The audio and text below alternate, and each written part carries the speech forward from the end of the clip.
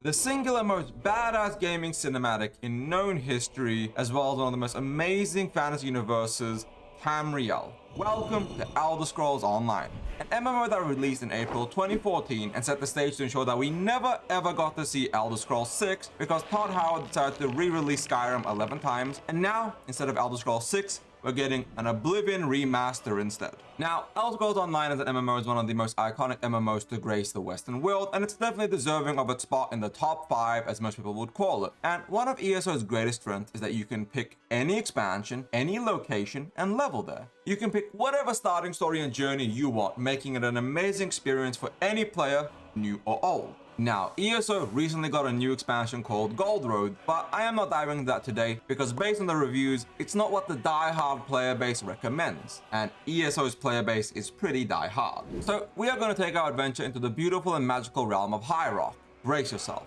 We are about to enter Tamriel in all of its glory, bugs, and beauty.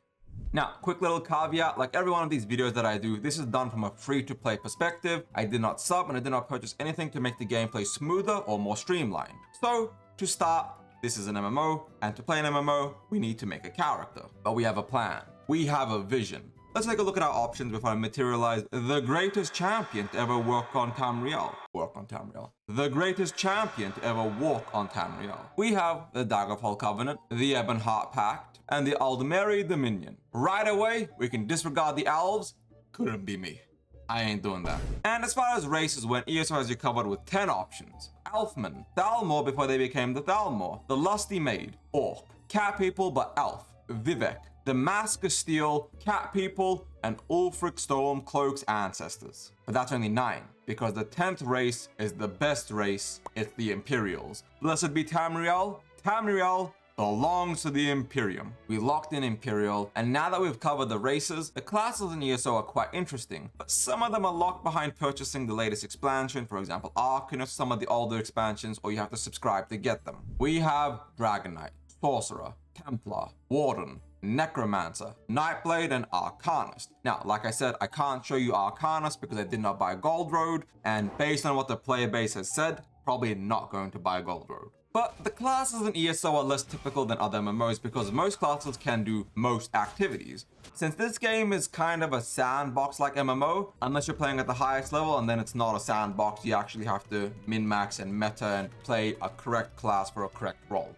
Me being me, I locked in Dragon Knight because they wouldn't let me be a furry, there's no bear I can transform into, and as I am, warrior life it is. Now, when it comes to the actual character creation, I went with a muscular, jacked big boy. In fact, my man looks like that one Captain America meme.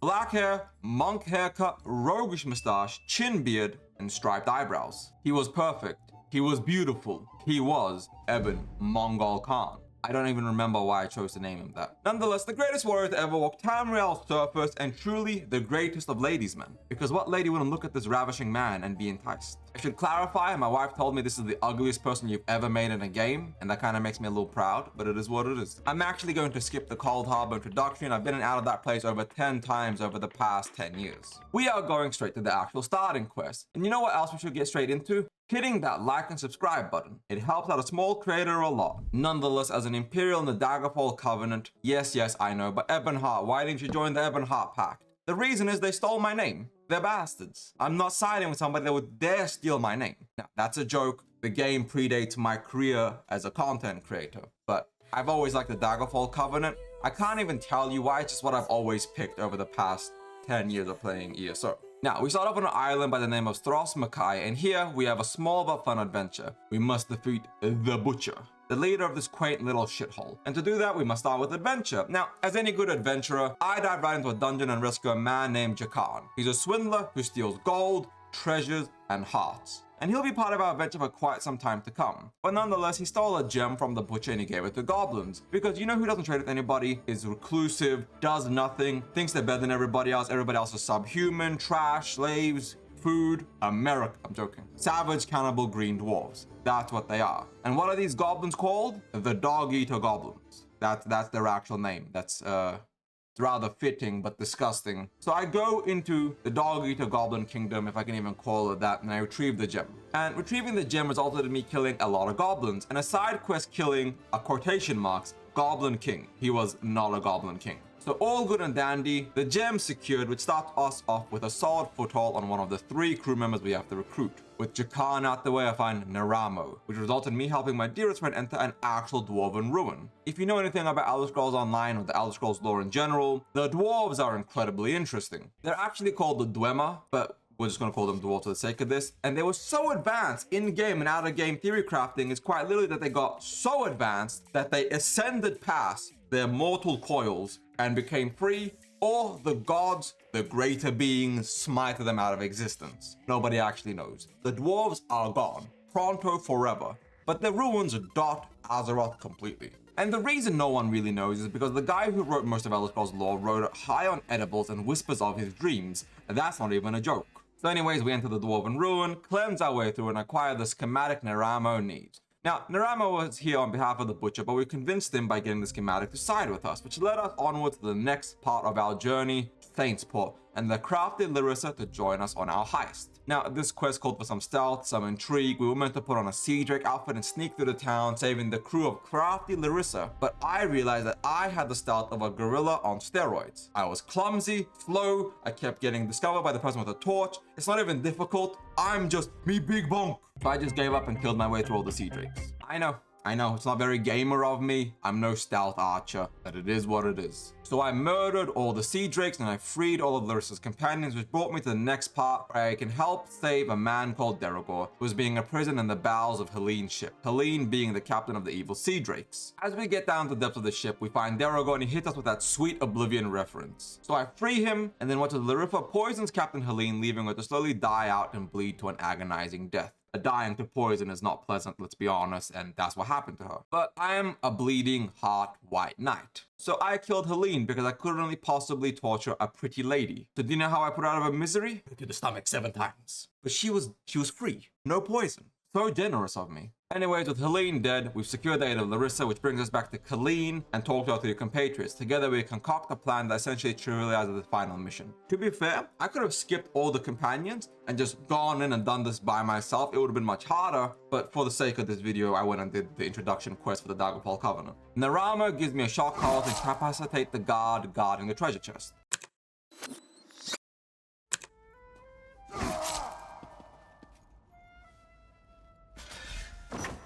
Larissa gives me a servant outfit so I can sneak in easily, and Jakan just romances a bunch of women who get the Butcher drunk for us so I can steal the key off his neck for the treasure chest. And just like that, the whole quest took a few minutes, resulting in us completing Stros Makai. There are a few other side quests and things of that nature, but hey. We finished the quest and I was told to get acquainted with those on the ship before we departed, and that I did. Half the crew want to sleep with Jakan, which is understandable. He's roguish, he's dastardly, he's a bastard. But so was I, with my bold ass monk bowl friar haircut. But nobody wanted to sleep with me. What's wrong with my character?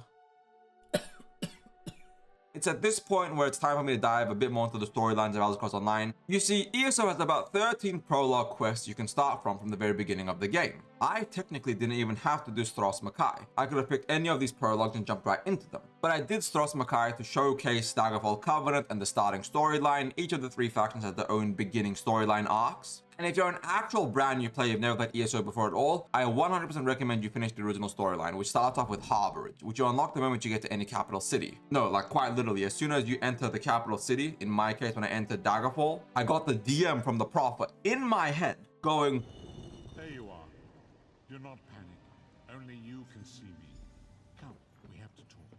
You cannot even say no, you can't decline it. But I sent him the voicemail, and I continued with my life because I was just in Daggerfall to level up my horse skill. That's right, you have to level up your horse so it's faster, more stamina. You'll see when in the PvP section what the difference between a slow horse and a fast horse is. But everyone else should do their Alliance questline and then the main story questline to catch you up on the game. The questline and the lore before you try any of the DLC is really, really good, and like everybody should try it at least once. And the game guides you in the right direction, and people are always more than willing to help. But for me, there's a place that I call home. It beckons me. It's my favorite place in ESO.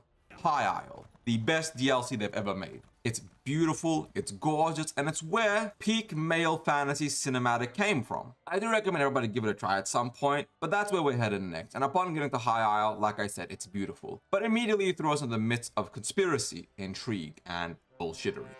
We met up with Lady Arabelle Davor, who was important to the story of High Isle quite a bit, and she immediately conscripts us into the culture of intrigue the Bretons get up to. Depending on who you ask, Bretons are different things. Great sorcerers and magicians, powerful warriors, protectors of the Northwest. But over on our true STL, they're known as cucks. I don't even know how the meme began, but it's what it is. Every Breton is a cuck if you go to that subreddit.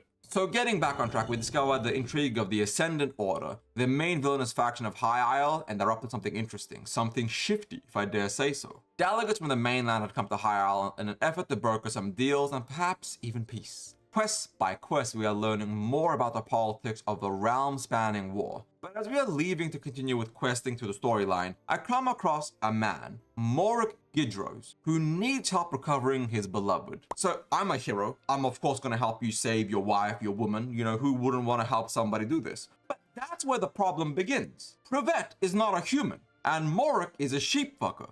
I went into a lot of thought, deep mental discussion, and I realized to myself, Privet is safer with the people that kidnapped her. So I'm gonna leave her with them. Like, I'm not reuniting this poor sheep with this man.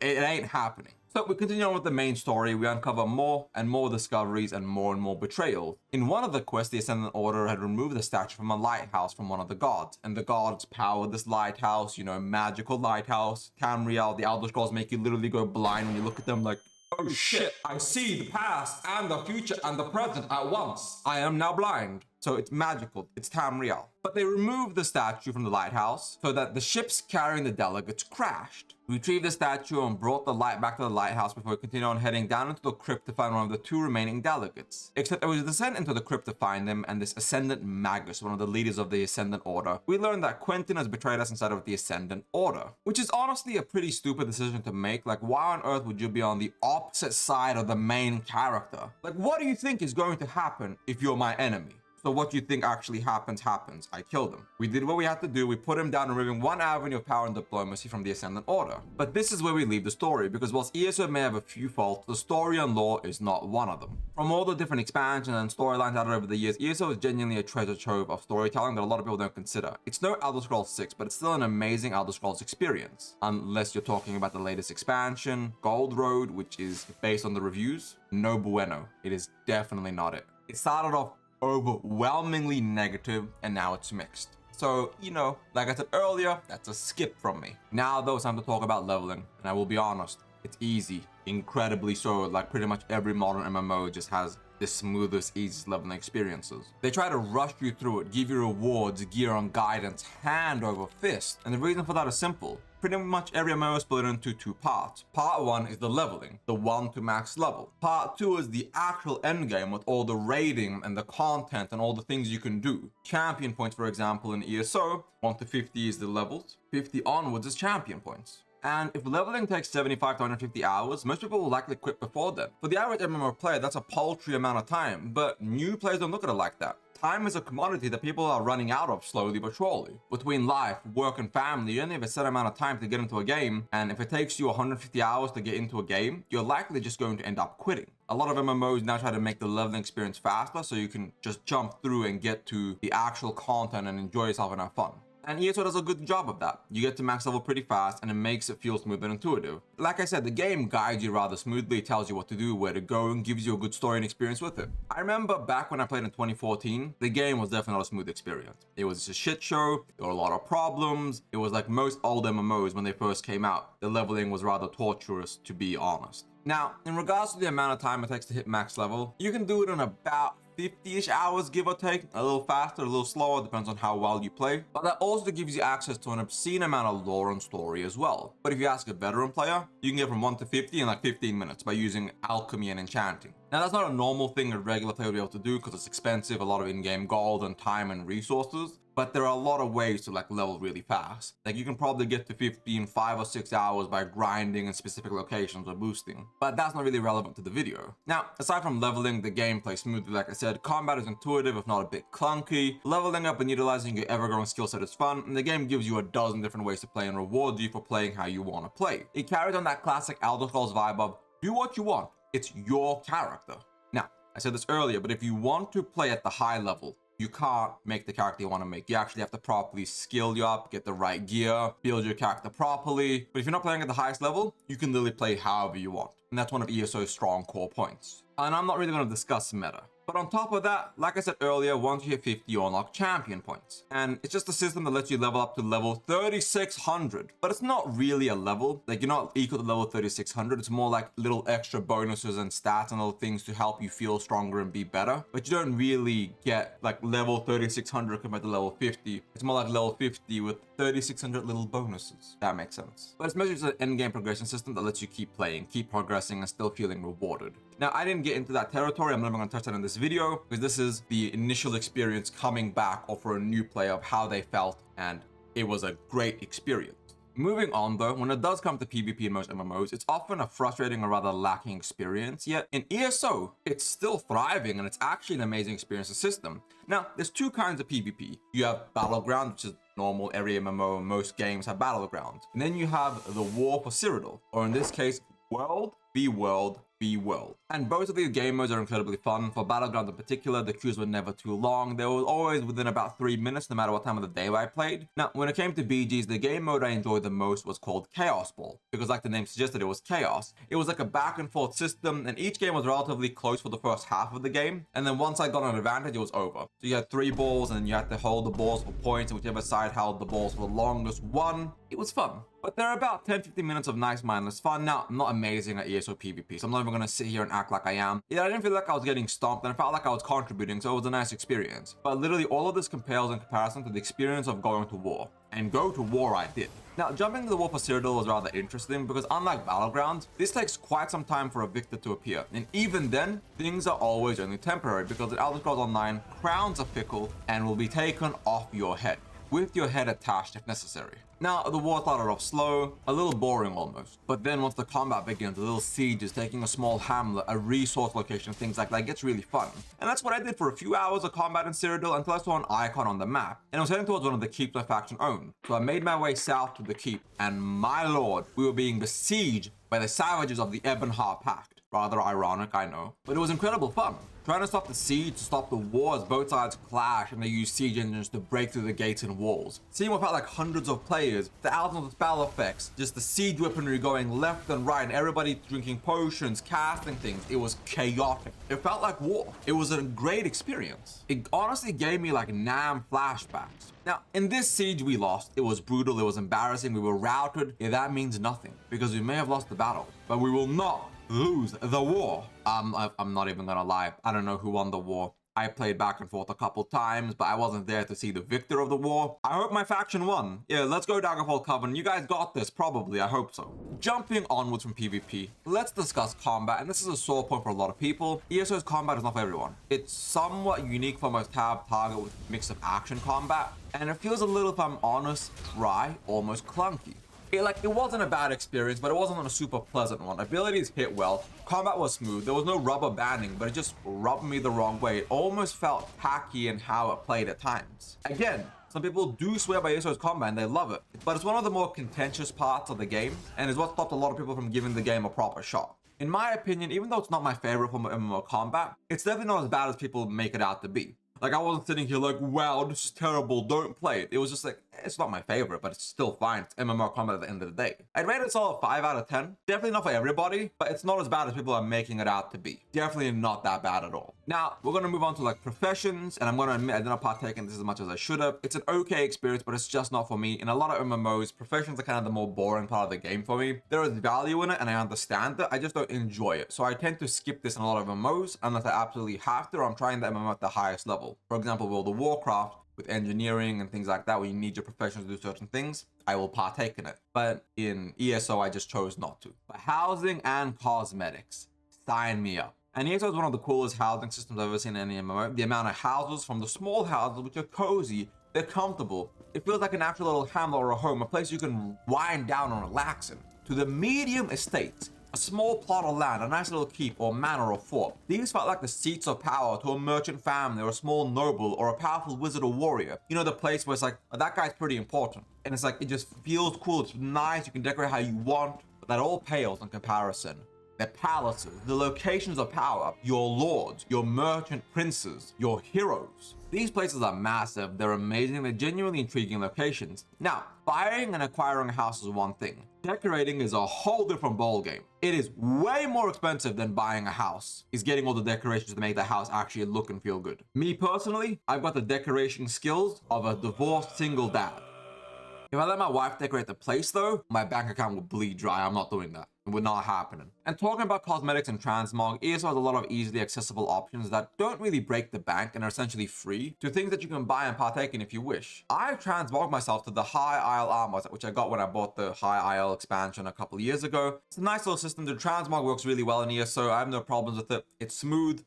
It's good. Like, it just does what it needs to do. And I looked fabulous. But talking about fabulous, let's talk about raids and dungeons. In ESO, raids are called trials. I'm not going to be discussing that in today's video, as I did not really partake in them. I watched and I researched them quite well, but the average new player is probably not going to partake in trials for a long time, especially with how much time and energy it takes to play a game at a high level. We're not going to really touch trials. Now, dungeons on the other hand are rather fun, but I'll have to admit something right away. You will not struggle in a dungeon, no matter what you do. You can try to struggle, you can scream, throw a fit, not do your job, and the dungeon will still be cleared against your will. Because every dungeon I queued up for, I was carried against my will, with people with champion point levels of like 3,300, 2,000, 1,900, 2,500. They literally dragged my ass kicking and screaming. They were like, you're a tank?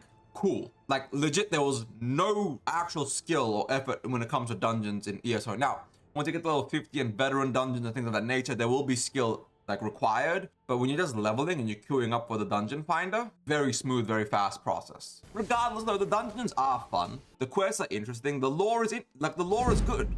Like I said, everyone else will just blitz through the content, but you don't really have to. You can actually sit there and talk and listen and read through things if you want to do that. Dungeon will still be cleared whether you go fast or slow, so just enjoy yourself, do what you want to do. And with how fast the queues are and how fast dungeons are, you can quite literally blitz through the levels as well if you want, considering how much experience you get for the quest in the dungeon itself. I will say that much like every other MMO, not picking tank or healer means long queues, like 5 to 10 to 15 minutes. Now I was a tank, so I had 1 minute queue if not less, but keep that in mind. Now though, it's time to talk about the cons, and every MMO has cons. ESO not as many as others, but ESO does have one really big con. And my biggest gripe with ESO is its crown store, or better yet, its gacha mechanics for its crates. You do not actually have to partake in this, you can simply subscribe to the game and buy any housing mount that you take a fancy to. But some of the better, if not the best cosmetics are only found in crates. You can't spend $20 to buy the cosmetic, you have to buy the crates and then roll and hope you get lucky. And technically you can earn the crates for free for some of them, but that's not really fair because it takes a long time. I don't have any problems with any real in-game store anymore. Pretty much every game has that, every MMO has that, pretty much every live action game has a very in-depth store. It is what it is. But I am vehemently and aggressively against loot boxes. I think they should be completely and absolutely fucking banned. End of story. No question. Anybody that advocates for loot boxes is wrong, and I hate that about ESO. The store is whatever, it's just a regular store for the most part. You can buy a lot of things, but some of the best things are behind the crates. But aside from the store, like I said, the only cons I have are minor ones, the combat not being what I like, the game world being aggressively easy, getting carried against my will in dungeons. Most of my complaints though are very minor, honestly unimportant complaints. They're not very major cons at all. They're not even really considered cons by most people. Overall though, Elder Scrolls Online, it's an amazing game, and the world building, the systems, the storylines, all the DLC and the arcs, they're incredibly well done. And I really enjoyed my time in ESO. As a big fan of the Elder Scrolls series and someone that literally completed Morrowind, thank God for wikis. That game is like impossible to complete by itself. I believe some people may have, but like I have a life and I want to enjoy it. I'm not trying to read through and sniff under every rock to figure out where go west cave means. Like, come on. But Morrowind was a great game. And ESO was a deep dive into the world of Tamriel, and it's eye-opening and it's fun. And perhaps ZeniMax Online's next MMO will be better. With everything they've learned from ESO after the past decade, between the building, the dungeons, the raids, the world itself, how they expand upon things, it can perhaps make a great, amazing MMO with whatever the next MMO they're making is. But till that comes out, I hope you guys all enjoy ESO, and everybody should definitely give it a shot at least once in your life if you haven't before. So thank you all for watching. I hope you enjoyed the video. If you did, like and subscribe. If you hated it, understandable. Dislike and subscribe so you can dislike my next essay as well. Thank you all for watching. Ebonhard out. Peace.